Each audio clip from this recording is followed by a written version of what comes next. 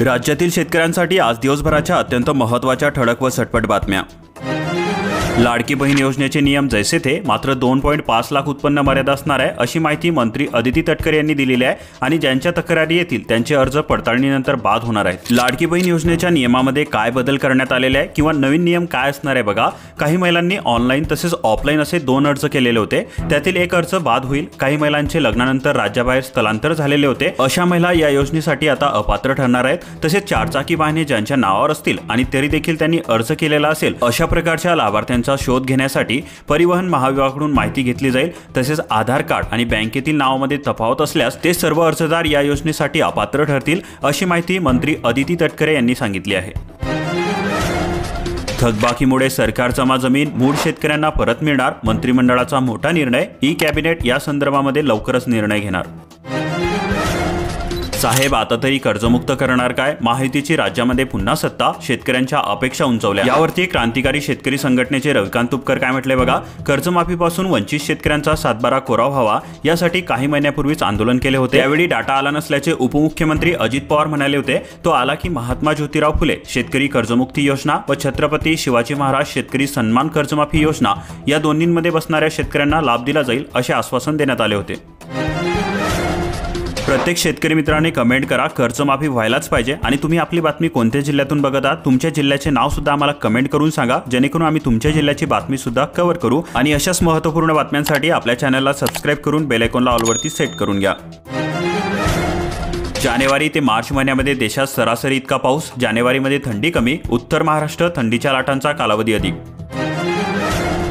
Digital crop सर्वेमध्ये पीक नोंद करा, अन्यथा मदत विसरा। रब्बी हंगामामध्ये ई पीक पाहणी करण्यास शेतकऱ्यांमध्ये अनुत्सुकता, शेतामध्ये जाऊनच नोंद करणे आता बंधनकारक असणार आहे। तसेच शेतकऱ्यांना 15 जानेवारीपर्यंत आपली ई पीक पाहणी करता येणार आहे।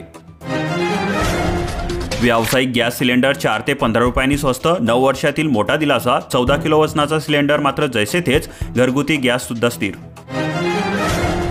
रोहियो योजनेचा आराखडा तयार होईना, मान्यता रखडली। अकोला जिल्हा परिषद पंचायत समितीकडून प्रस्ताव प्राप्त होणे बाकी। घरकुले प्रलंबित का राहतात, प्रशासन घेणार कारणांचा शोध। राज्यामध्ये महाआवास अभियान 100 दिवस विशेष मोहीम असणार आहे। यामध्ये पहिला हप्ता जमा, त्यानंतर बांधकामच नाही असे कारण दिसून येत आहेत।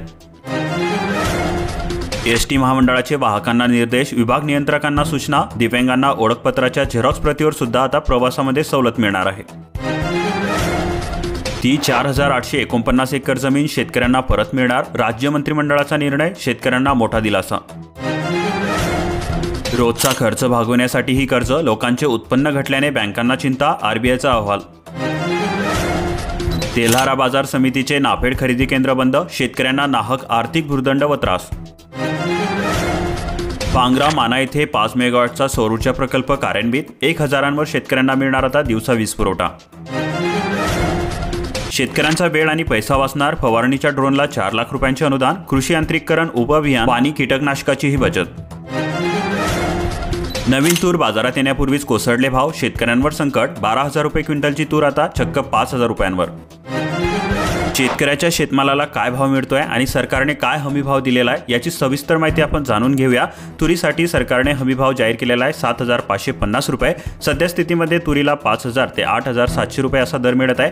तसेच सोयाबीनला हमी भाव आहे 4,892 रुपये, मात्र बाजारपेठेमध्ये 3,800 ते 4,100 रुपये प्रति क्विंटलचा भाव मिळत आहे। तसेच हरभऱ्यासाठी हमी दर हा 5,650 रुपये, मात्र आता सध्या बाजारामध्ये 5,800 ते 6,021 रुपये असा भाव मिळत आहे। आणि कापसाला 7,521 रुपये हमी भाव ठरवण्यात आलेला आहे, मात्र सध्या स्थितीमध्ये 7,150 ते 7,500 रुपये असा कापसाला दर मिळत आहे।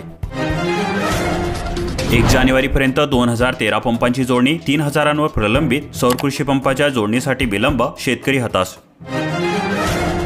खताच्या किमती आणखी वाढणार, शेत पिकून आम्ही काय खाणार? 9 वर्षाच्या सुरुवातीपासून रासायनिक खतांच्या किमतीमध्ये वाढ, कोणत्या खताची किंमत किती वाढणार आहे याची सविस्तर माहिती तुम्ही येथे बघू शकता। विद्यार्थ्यांनो, परदेशामध्ये शिक्षणासाठी मिळणार शिष्यवृत्ती, 30 जानेवारीपर्यंत करा अर्ज। सारथीकडून परदेशी विद्यापीठामध्ये शिकणाऱ्यांना दिली जाते शिष्यवृत्ती। मालेगावी पिंक रिक्षाची प्रात्यक्षिके उत्साहात, महिलांना मिळणार रोजगार। 200 पिंक रिक्षाचे उद्दिष्ट, 247 लाभार्थ्यांची नोंदणी। 9 वर्षामध्ये रेशन हवे की नको, सावधान, रेशन कार्डला मोबाईल लिंक नसल्यास धान्य पुरवठा होणार बंद। साहेब, इतके वीज बिल कसे आले हो? पहिल्याच दिवशी तब्बल 430 तक्रारी, वीज बिल दुरुस्ती मिळावे, 220 ग्राहकांच्या तक्रारीचे जागेवर केले निराकरण. अभय योजनेला 31 मार्चपर्यंत मुदतवाढ. ग्राहकांनो, वीज बिलाची थकबाकी भरण्यास टाळाटाळ कराल तर जेलची हवा खावी लागेल. अभय योजनेचा तुम्हाला काय लाभ मिळणार आहे बघा. अभय योजनेमध्ये मूळ बिलाच्या 30% रक्कम भरून उर्वरित 70% रक्कम 6 हप्त्यांनी भरण्याची सवलत ग्राहकांना दिली जात आहे.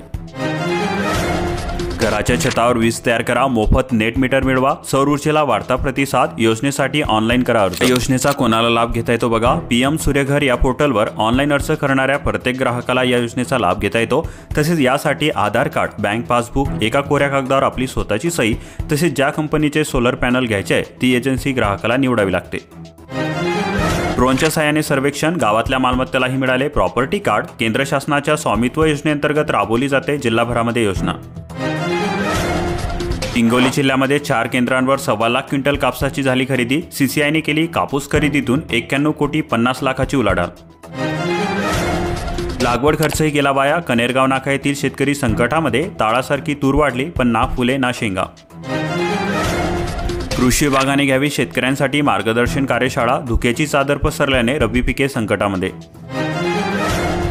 2000 जणांनी केले तुमचे प्रकृती परीक्षण झाले का? आयुष मंत्रालयाच्या वतीने राबवण्यात आले अभियान.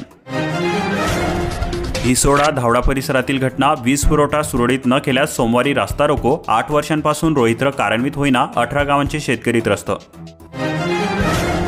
खासगी व्यापाऱ्यांकडून 7,000 प्रति क्विंटलने खरेदी सुरू. दिवाळीपासून घरात साठवलेल्या कापसाला पडल्यात पिसा. शेतकऱ्यांकडून मिळेल त्या भावामध्ये विक्री सुरू.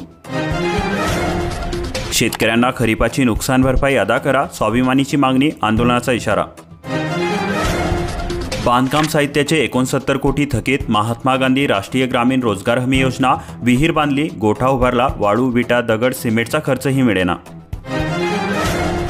विलास युनिट 1चा किमान अंतिम ऊस दर 3,000 रुपये. शेतकऱ्यांमध्ये आनंद. 2700 रुपये प्रति मॅट्रिक टन प्रमाणे पहिला हप्ता बँक खात्यामध्ये जमा. 20 डिसेंबरपर्यंत गाळपास आलेल्या ऊसाची रक्कम अदा. औषधाच्या खरेदी विक्री केंद्रातील वजन काटा बारदाण्याअभावी बंद. सोयाबीनची वाहने केंद्रासमोर थांबून. 2,700 शेतकरी प्रतीक्षेमध्ये. बळीराजा हवाल देईल. मायबाप सरकार तुम्हीच सांगा शेतकऱ्यांनी जगायचं कसं? कापूस सोयाबीनचा उत्पन्नापेक्षा खर्चच अधिक. लाहोऱ्यात अवघ्या 30% शेतकऱ्यांची सोयाबीन खरेदी. बारदाण्याअभावी ब्रेक. आणखी 10 दिवसांनी संपणार मुदत. कुठे नादुरुस्त तर कुठे गेटच नाही. लाखोंचा खर्च पाण्यामध्ये. परभणी जिल्ह्यात 62 पैकी 45 कोल्हापुरी बांधाऱ्यांना गेटच बसले नाही. खोलगडच्या शेतकऱ्याने साधली प्रगती. एरंडी लागवडीचा खर्च 2,600 आणि उत्पन्न 1.25 लाखाचे. PM ई-बस सेवेची अमरावतीकरांना प्रतीक्षा. डेपो चार्जिंग केंद्राच्या जागेचा तिढा सुटेना. फाईल मंत्रालयामध्ये प्रलंबित. खेड्यापाड्यातून खेडा खरेदी जोरात. शेतकरी हवालदिल. अचलपूरमध्ये CCIचे कापूस खरेदी केंद्रच नाही. आरडाओरड केल्याने जंगलामध्ये पळाला बिबट्या. मादा बिबट्यासह 2 बछड्यांचे दर्शन. श्वान समजून बिबट्याला मारला दगड. गुरगुरल्याने उडाली तरुणांची भंबेरी. भूमिपूजनापासून योजना दुर्लक्षित. 100 हेक्टर शेती सिंचनापासून वंचित. नीलज येथील कोट्यावधीची सौर उपसा सिंचन योजना कागदावरच.